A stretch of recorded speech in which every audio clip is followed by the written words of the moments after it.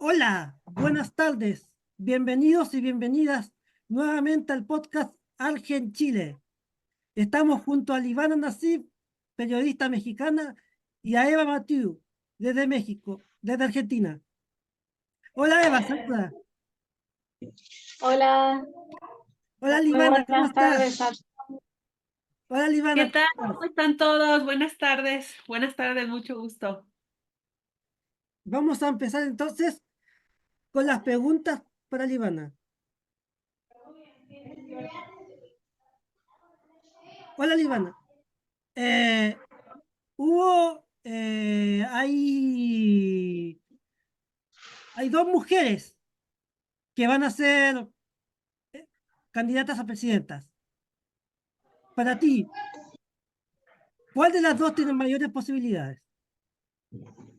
Bueno, pues de acuerdo a lo que señalan las encuestas que se han hecho públicas aquí en México y de acuerdo a lo que mencionan muchos analistas políticos que siguen muy de cerca la política nacional, tal parece que la candidata oficialista, Claudia Sheinbaum Pardo, quien fue hasta antes de esta denominación jefa de gobierno de la capital del país.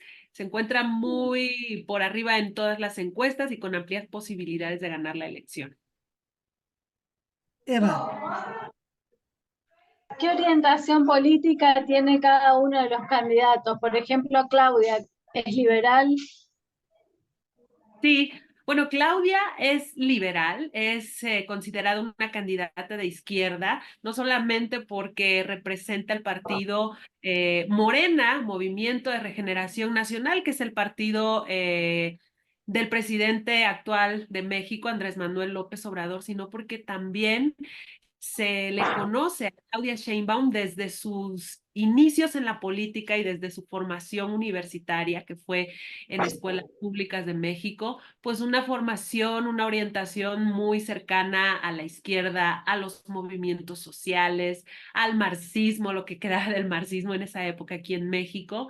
Y bueno, podemos observar también en algunas de sus políticas que ha aplicado en el gobierno durante, digamos, su presencia en el gobierno de la Ciudad de México han sido políticas orientadas a los ideales de izquierda.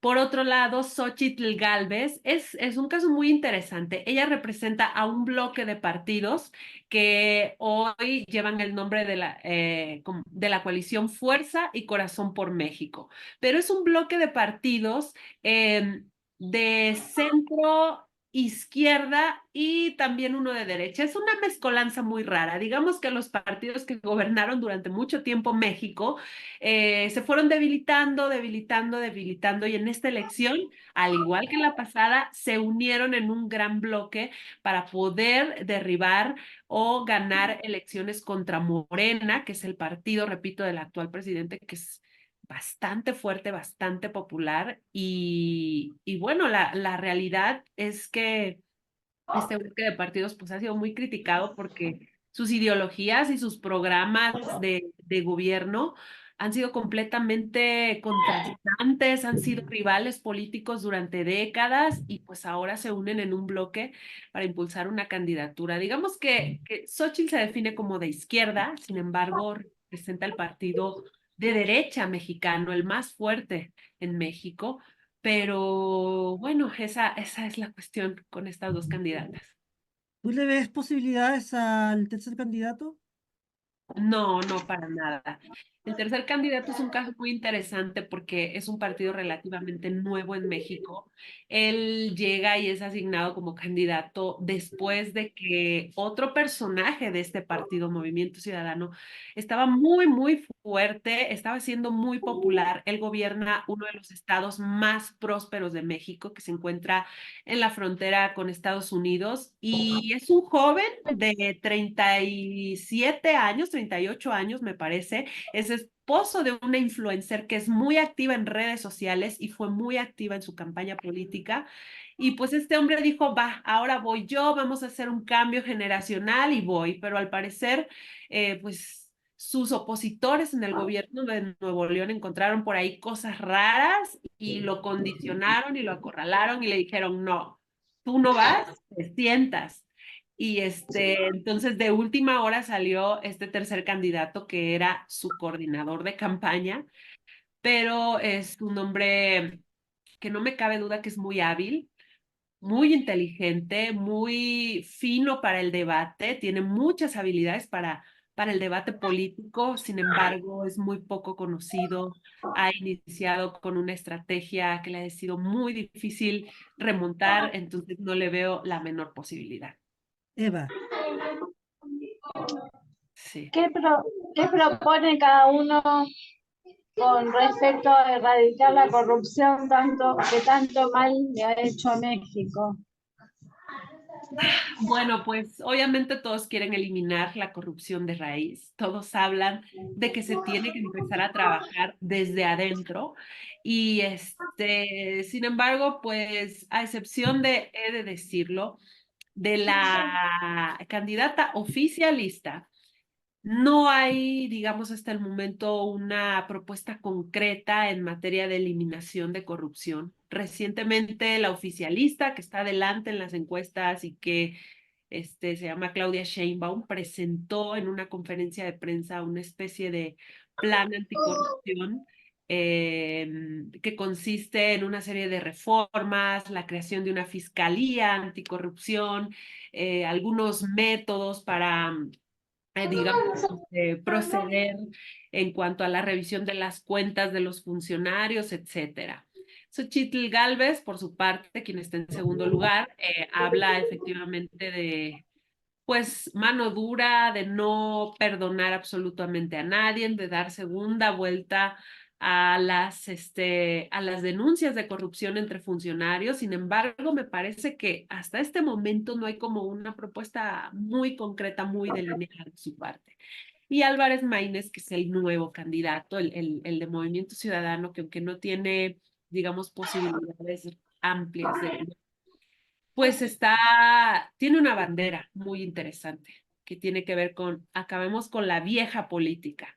Soy el candidato de la nueva política, es un candidato joven también, creo que tiene 39 o 40 años, y él habla de cambiar completamente la articulación del gobierno. Tampoco es muy concreto que digamos, pero sin embargo yo creo que de todo el mensaje, de todo el programa de campaña de Maínez, lo que resalta pues es precisamente eso, ¿no? Hablar de la nueva política, de eliminar sus prácticas, de traer personajes nuevos, gente más apegada a la dinámica ciudadana que de partidos. hay un sector político en este país, en mi país, en Chile, que dice que somos el país más inseguro del mundo. ¿Tú cómo ves la inseguridad en México? Uf, bueno, personalmente no conozco Chile, pero en México se habla de que, por ejemplo, para el caso de los periodistas, somos el país más inseguro del mundo.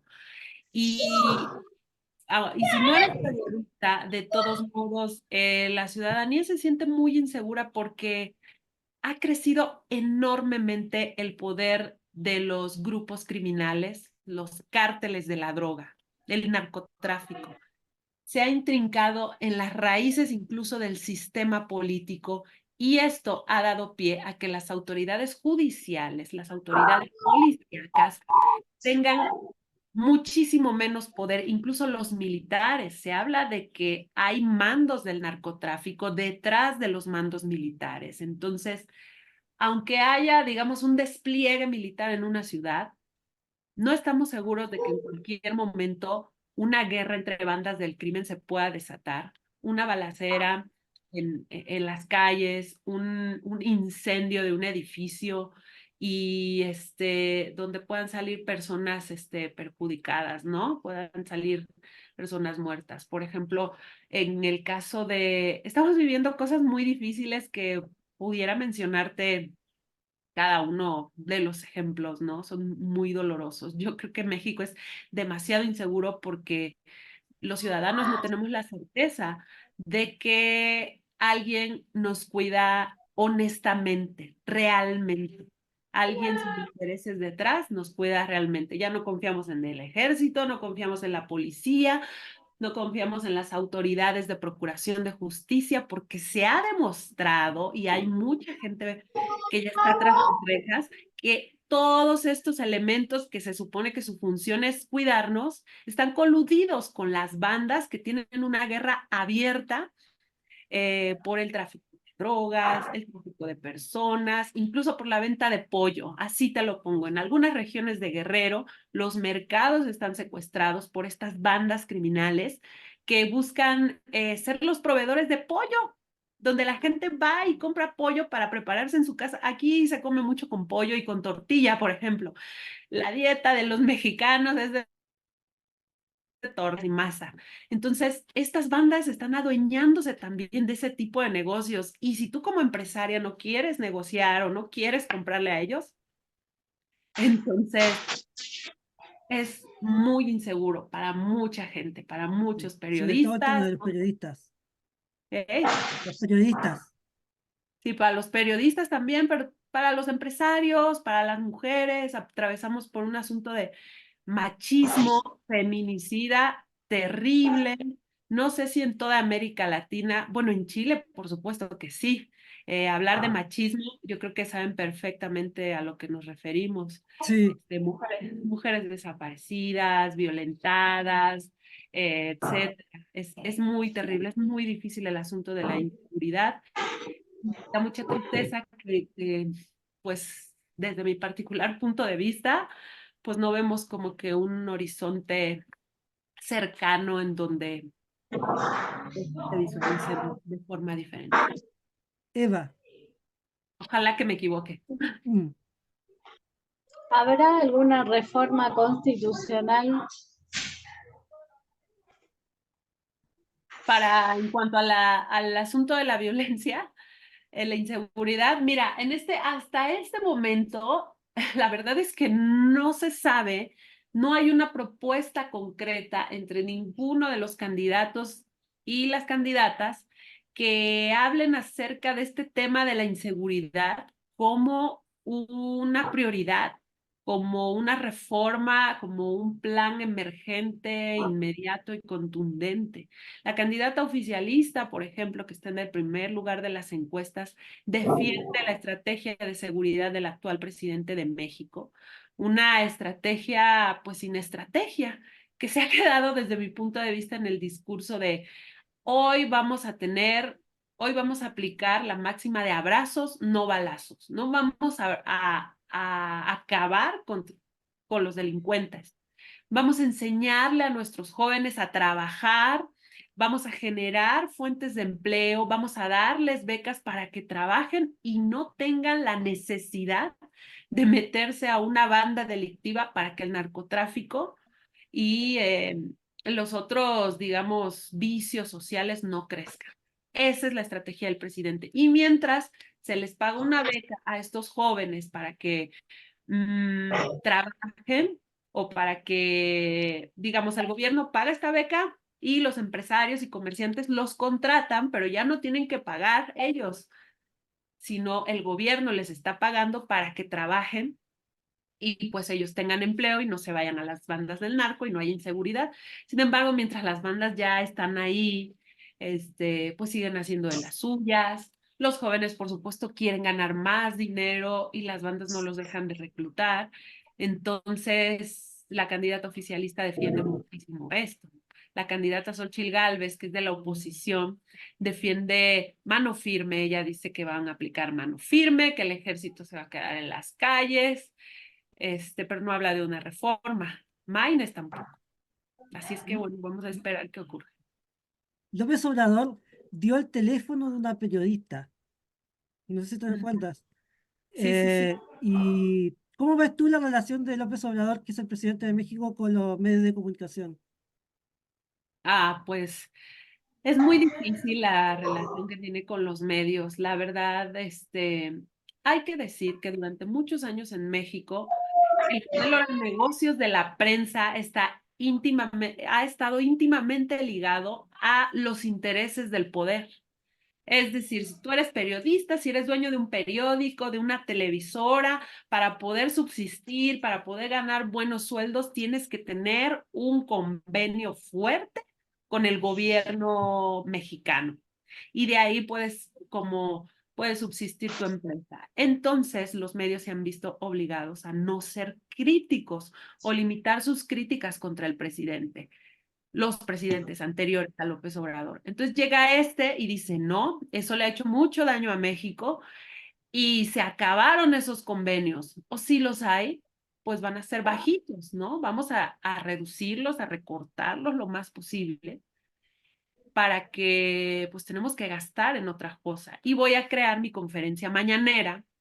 El presidente todos los días a partir de las 7 de la mañana, de lunes a viernes, da una conferencia de prensa en Palacio Nacional, temas que a él le interesan y responde a algunas preguntas de la prensa. Entonces, de esa manera, él subsana esta falta de relación estrecha con los periodistas. Sin embargo, pues los periodistas presionan, pero también el presidente presiona para que no se hable de las cosas malas que están ocurriendo en el país, para taparlas con su programa de gobierno, con los logros de su gobierno. Entonces la relación se ha hecho muy difícil.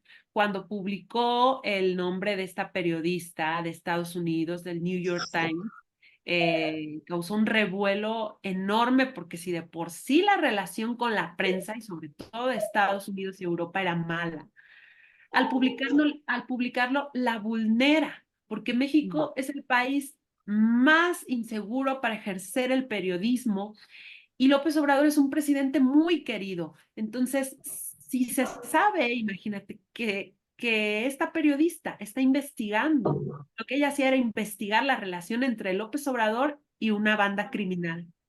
Si se sabe y se tiene su teléfono, se puede rastrear su domicilio o su ubicación incluso con las tecnologías que manejan estas bandas criminales que, pues como te digo, están muy metidas en el ejército, usan tecnología de punta para saber dónde te encuentras exactamente.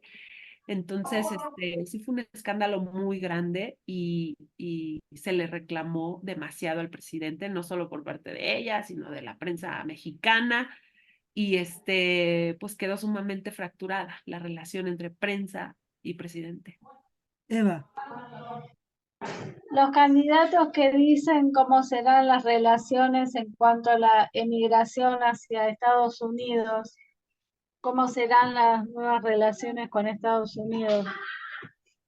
Sí, bueno, pues los tres candidatos se están apostando. A mí me parece que desde el punto de vista de Claudia Sheinbaum, la oficialista, la que tiene la mayor ventaja, que la relación va a ser igual que el que sostiene López Obrador, en este momento con Estados Unidos, como de cooperación, pero digamos lejana, ¿no? Hasta cierto punto, no de complicidad, ¿no? Claro. Sí. eh, Y de los otros dos, pues igual. Ujú. hubo una situación reciente entre México y Ecuador cuando la policía ecuatoriana se metió a la embajada y hubo un problema ahí. ¿Cómo ves tú la situación entre México y Ecuador?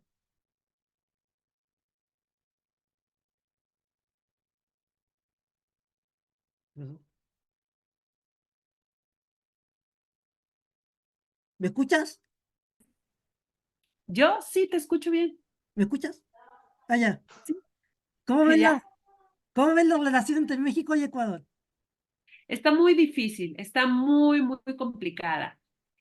México amaneció consternado con esa noticia y fue muy interesante que incluso la prensa que se encuentra, que se ha mantenido crítica hacia las acciones y el régimen del presidente Obrador, amaneció dándole toda la razón y manifestando, digamos, apoyo y respaldo al hecho de que Ecuador había cometido una falta sumamente grave al transgredir pues territorio nacional, porque sabemos que por ley las embajadas son territorio del país que representan. Fue una falta muy grave en la que muchos mexicanos y medios de comunicación se unieron en apoyo total a la soberanía mexicana. Hay que decir que también pues el presidente de México durante los primeros días después de esos hechos se manifestó antes de que ocurriera lo de la invasión a Ecuador. Algo sucedió, unos desencuentros verbales entre ambos mandatarios, pero Obrador intentó serenarse. Sin embargo, parece que a Ecuador no le cayeron muy bien los comentarios del presidente mexicano y rompieron relaciones completamente. Es un momento muy tenso en cuanto a las relaciones bilaterales entre México y Estados Unidos.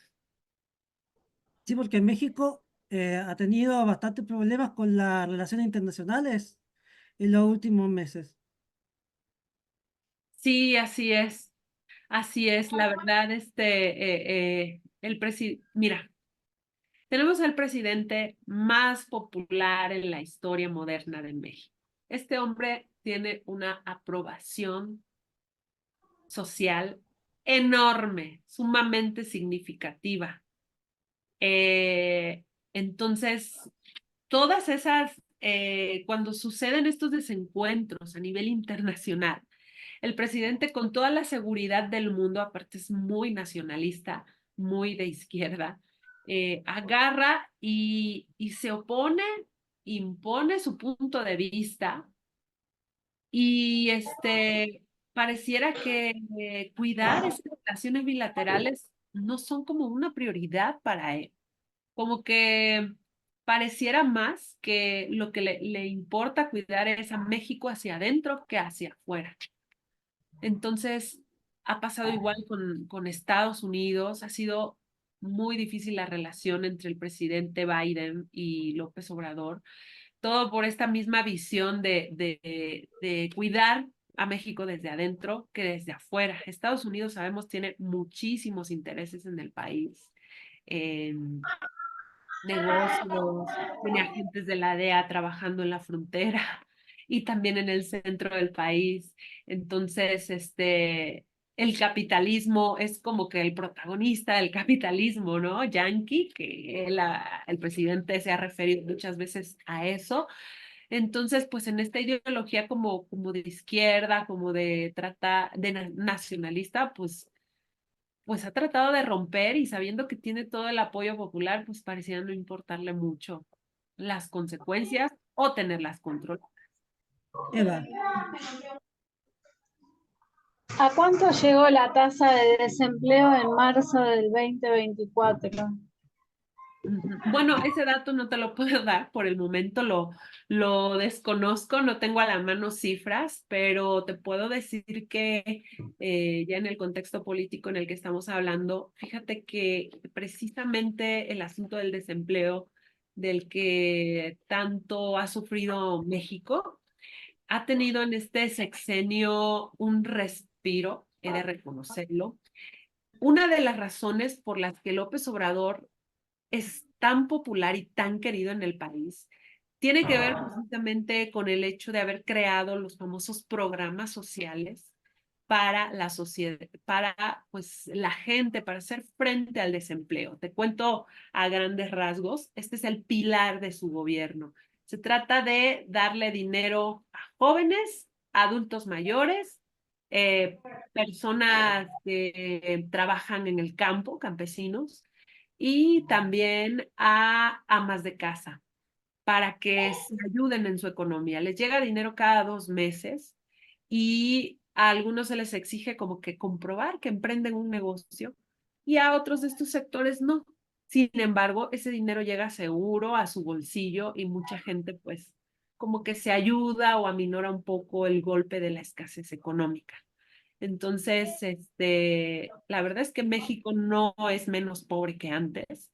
Más bien este gobierno lo que ha hecho ha sido subsidiar la pobreza, pero finalmente se siente menos el golpe, a decir de muchos mexicanos, como hemos visto en opiniones, en estudios que surgen, se siente menos la pobreza, ¿no? Porque ahora pues por lo menos tienen para comprar de comer todos los días.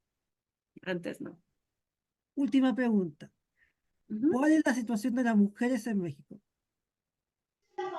Uf, bueno, en cuanto a la situación política, yo diría que estamos en un momento muy interesante, un momento histórico, porque por primera vez, por segunda vez en la historia de México, una mujer tiene posibilidades reales de llegar a la presidencia de México.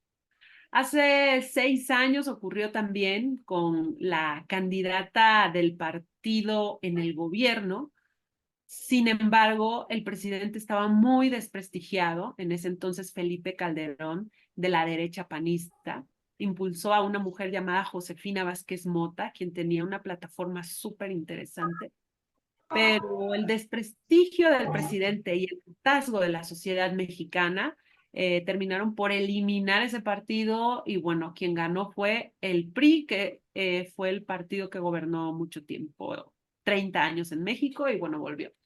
Ahora todo parece indicar que gane el oficialismo o gane la oposición, vamos a tener a una mujer presidenta y eso es algo pues bastante interesante que a las mujeres nos entusiasma mucho porque no solamente se trata de la cabeza de la presidencia, hoy tenemos gobernadoras en las entidades, tenemos una cámara de diputados o pues sí, de diputaciones,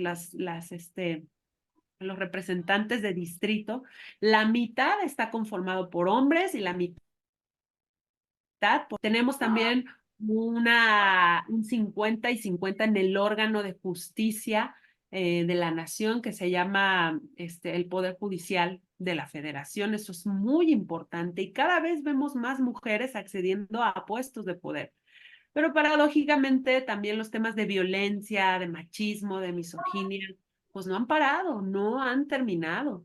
Yo creo que estamos avanzando mucho porque poco a poco con esta presencia de mujeres en altos puestos de la política, eh, está despertando más interés, cambiando la mentalidad de muchas mujeres y de muchos hombres que hoy pueden decir, ellas también pueden, ellas también tienen derecho, ellas no nada más están para quedarse en la casa, en la cocina, atender hijos, hacer de comer, ellas pueden llegar hasta arriba. Sin embargo, la inseguridad aunado pues a ese machismo que todavía prevalece, pues hace falta mucho por terminar con él.